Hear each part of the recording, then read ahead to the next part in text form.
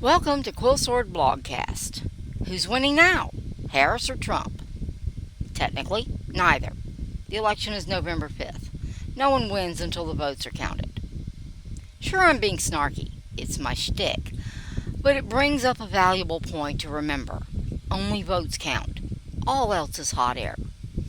That includes your beloved polls, my snarky commentary, the endless talking head parade on a variety of media, rally size or lack thereof, donations, whether big or small, the whole campaigning shebang.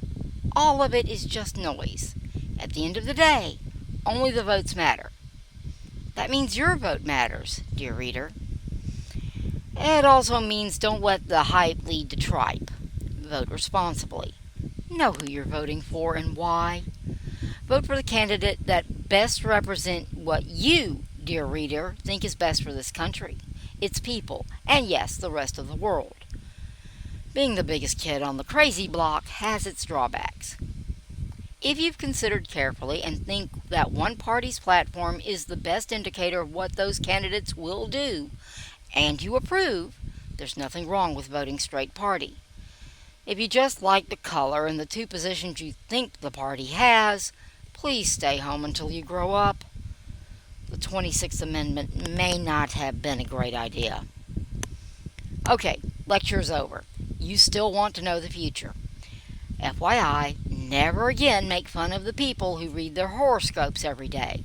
Wanting a prediction of an election result this far out is just as bad. Which is not going to stop me from giving you one, at least not with a lot of caveats. Hey, a girl has to pay the bills, doesn't she? So let's do this. Harris v. Trump, the idiotic polling. We are using real, clear politics. Those of you who can see the video or the text blog will be able to now see the polling data dating from July 24th all the way through whopping August 21st. And the stout heart. Anyway, the above is the whole silly section, including it in the RPC average. Ooh, scary! Look at all the blue! First off, the average is useless. Statisticians rarely use it because it doesn't really tell you anything. The median is far more useful. If you think I'm wasting my time taking the medians, plural, on all that worthless mess, I have a bridge to sell you cheap. So we're taking this mess apart and learning how to read this stupid thing. Oh, quit whining. It'll only take a minute. And once you know how all the tricks, it's a lot easier to deal with this stuff. First up, we're ditching all these old polls. I'm stuck with the multiple day polling, which has some minor issues of its own, but they're usually minor, so I'm not tossing the whole list. Understand, a poll is a cross-section. The longer your polling period, the less likely it is to accurately represent what people thought at a given time. Think about this election and all the stuff that's happened in just under 2 months. Could some of those events have changed people's minds? Sure. So a poll that includes both a time before the event and a time after isn't going to tell us much about what people are thinking now, is it? So while multiple day polling is okay sometimes, the period of time covered can't be very long. Below you'll find the revised list. Yep, I just cut off anything that didn't have an August date after the 10th. It should be after the 23rd, but the pollsters are playing chicken right now, so we'll work with what we've got. Well, that's better. I could take the medians now, but we still have some junk to eliminate. I'm tempted to dump Emerson for that sample size of only 1,000, but to be consistent, I'll only dump polls under 1,000. Since there are none, let's move on.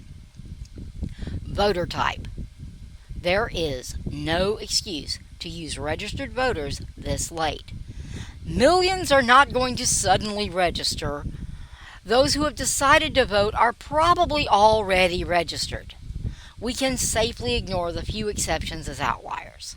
We now want to know how likely voters plan to behave. Bye-bye RV polls. Much better. Now the sharp-eyed will notice that I took out Pew. Pew is the best poll on this list, but it uses a different methodology from how it handles voters. Also, it was one of the older polls. Apples only, please. In other words, we don't want to mix different types of polling data. Yes, RCP does this. No, they shouldn't. But we still have issues. Rasmussen is on here twice, and what the heck is data for progress? Parentheses D parentheses. So the older 8.8 to 8.14 Rasmussen poll gets dropped. And what about data for progress?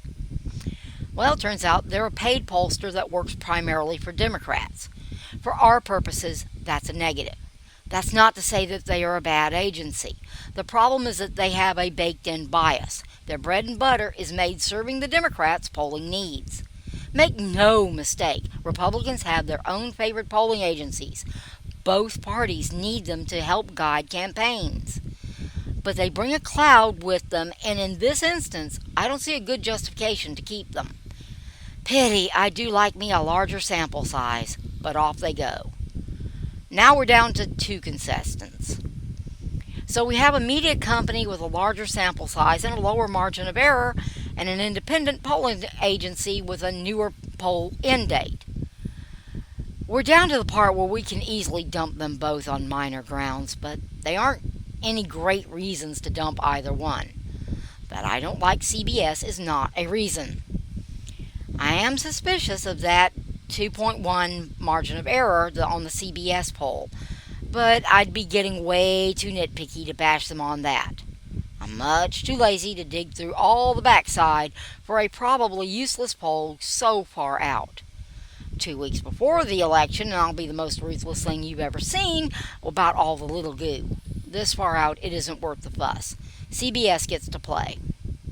Not sure that it matters.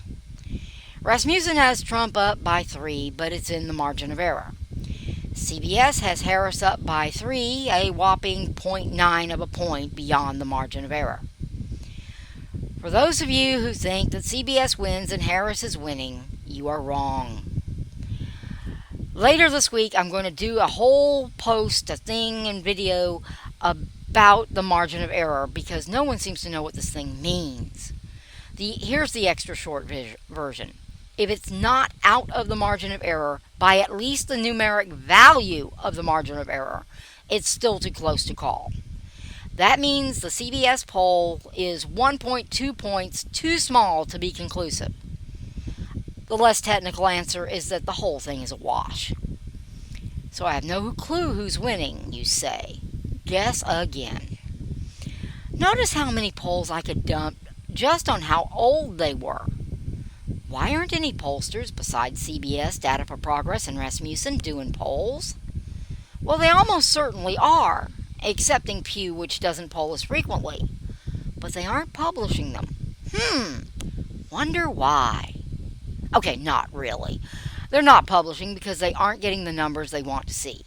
Since the vast majority tend to favor the Democrats, it's not hard to guess what those numbers are starting to show.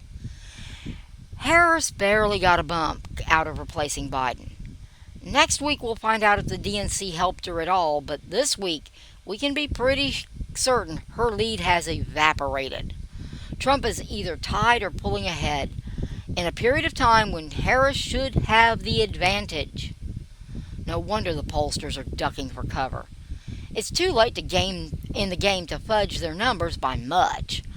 Oh, sure, they can still pull the registered voter trick for a week or two, but they can't keep up the cherry picking or they will be so far off that they'll be shown as frauds when the election comes. Sure, they want to help the Democrats, but they want to be in business on November 6th, too. Have cake or eat cake. What a quandary. Worse, the RFK endorsement of Trump is going to move the needle in what appears to be a tight race, right on the heels of the DNC and what should be a bump for Harris. Next week, polls should be hilarious, assuming any of these agencies have the guts to publish. In the meantime, Harris can't draw much of a crowd. No, the DNC doesn't count, as most of those people have to be there. The RNC doesn't count either, at least not in crowd size. The DNC obsession with Trump made it flounder. It's not time to play to only your base. It's time to convince the undecideds to vote for you, and they are mostly centrist. Dang, didn't even any of these Democrats read the playbook?